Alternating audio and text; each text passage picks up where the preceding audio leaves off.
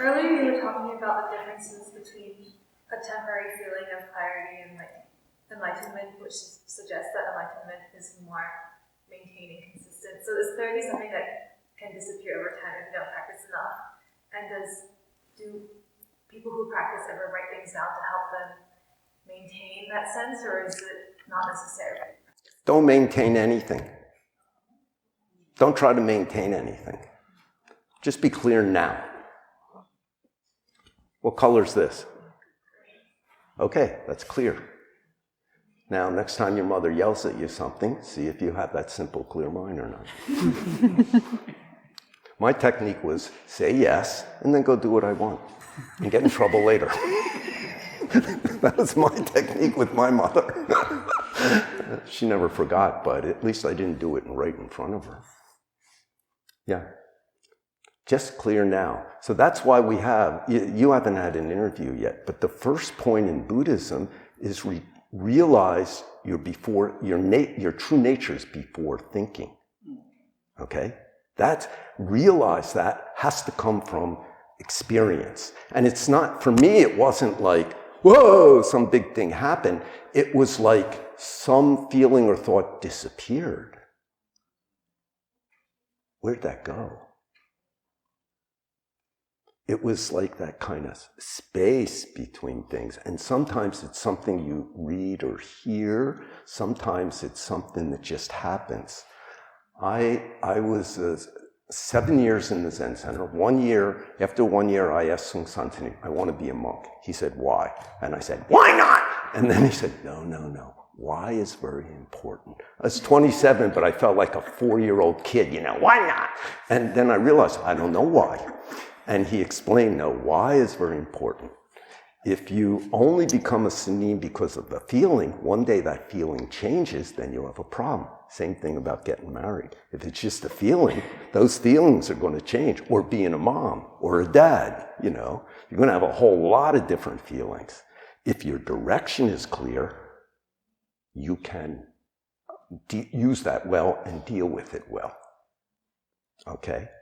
So anyway, 7 years later, 6 years later, after a whole bunch of experiences, I went to San Sanin and I said, sir, I want to be a monk. And he said, wonderful. So anyway, three months, and then we're going to have the ceremony. And that day, after lunch, the ceremony's at 1:30, I walked out on the lawn behind Providence Zen Center, and I was standing there, staring at the ground, the grass, in shock.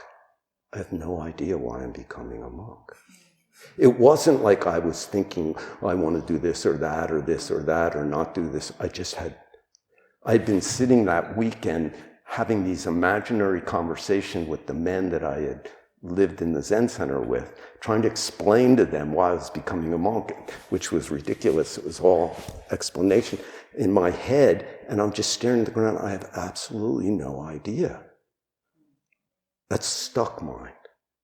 And I'm just staring at the ground, and a wild rabbit comes out right in my line of sight, and I'm still not thinking anything, and the rabbit's eating some grass, and it looks up right into my eyes. And my memory of this is 40 years ago almost. The eyes are enormous. He looks right in my eyes, and then he keeps eating. And this not understanding just disappeared. Just from that experience. If I have to put words onto it, I don't need to understand why. I know it's the right thing for me to do. And how did I get that? It wasn't a thought. Afterwards, I can say, the rabbit doesn't need to understand eating, why it eats. It's the right thing for the rabbit to be doing. You see just like this. You see the world for a moment. This is how it is.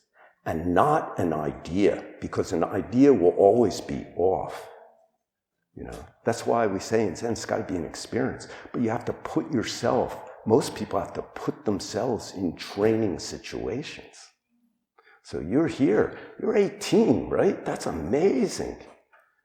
Are you nuts? Or your mom made you come here or something? That's great.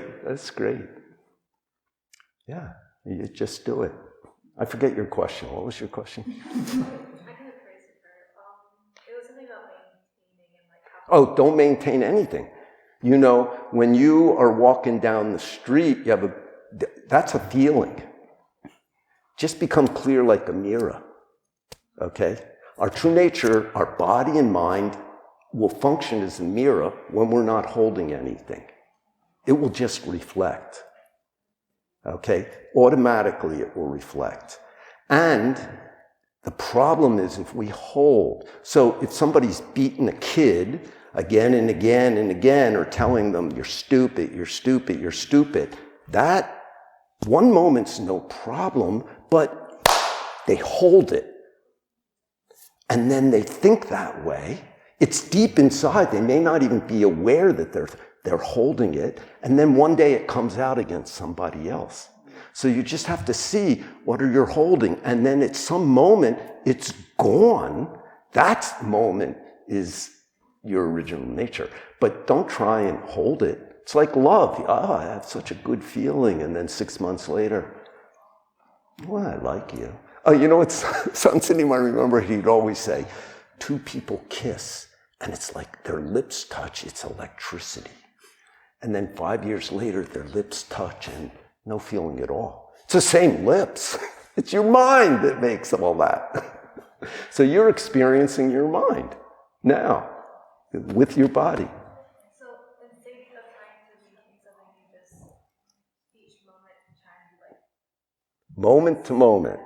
empty as like a mirror as possible when you kind of act within each. Just ask yourself, who am I? Who's doing this? You know, when you're sitting here, the floor's yellow, right? That's it. You're done. But then stuff starts to go. You know? So you just return. Floor's yellow. If your practice is, be aware of your breath coming in and coming out, right? Every breath. You know, you can do that 2 or 3 times, and soon you're thinking about something else. That's the thinking habit. And to see that habit's very important.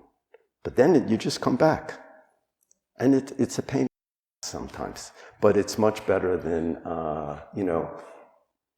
making suffering for yourself and others. Yeah. So this ability to return, be clear, get stronger. You know, and it will surprise you sometimes. When I was a layperson, I did a 3-month retreat, and I was miserable because of some social situation. And there were 6 of us who did the whole retreat. It was in America.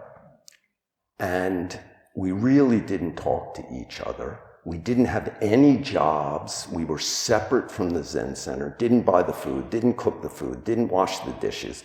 All we did is keep our area clean.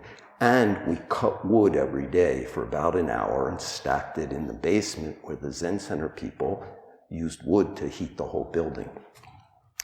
And so it was very intense. And we only had 2 meals a day, and we all slept in the same room. There were 2 women and 4 men. We just had 2 different rooms for changing. We even shared the same bathrooms, you know. I remember one time this woman, who's my good friend, told me, she's waiting for the bathroom, and she hears 2 people talking to each other inside. And she's really surprised because we're not talking. And she said the door opened, and I walked out, and she looked in the bathroom, and there was nobody else there. And she looked at me, and I just went and walked away. I guess I was talking to myself, you know. What are you doing in the street? I don't know why the hell I'm here. Well, I don't know why I'm here either. Okay, well, if you leave, tell me about it, because I think I want to go with you. But in any case, you know, so anyway, I'm miserable, but I'm trying to do mantra. I'm looking out the window. Luckily, they sat me right in front of a window. So for 3 months, I could look out the window. And you know what happens in the winter outside? Almost nothing. I remember one day having some stupid thing going on about my social life, trying to do mantra, and looking at this tree that had no leaves, and nothing would happen. And once in a while, the wind would blow enough to move it. And one day, a bird landed on the branch, and it just sat there. Every once in a while, you'd look around, and I just must have watched it, like hypnotized or something, for about 20 minutes.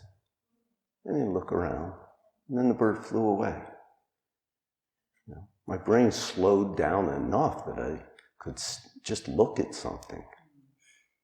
You know, and you don't need to try and look at something. Do mantra, watch your breath. Go do bowing on the free break. You know, sign up and do chanting. You know, chanting's so great because you're just saying the same thing over and over and over again.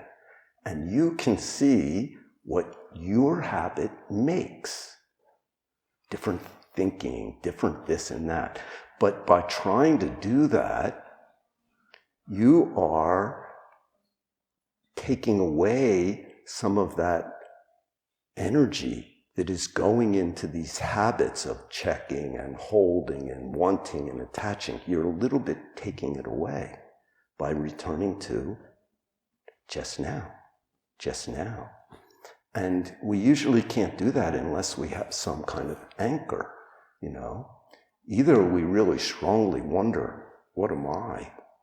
And I think everybody does. At some point in your life, when you're 9 or 10, you probably, for a moment or more, thought, what is this?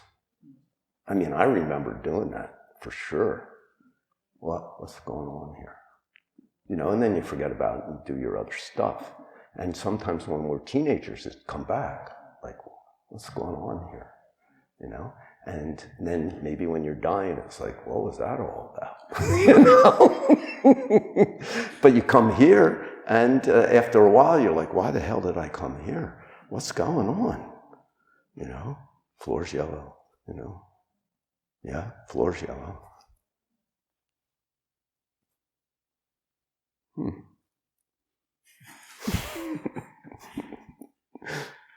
Who can see the floor? Isn't that amazing?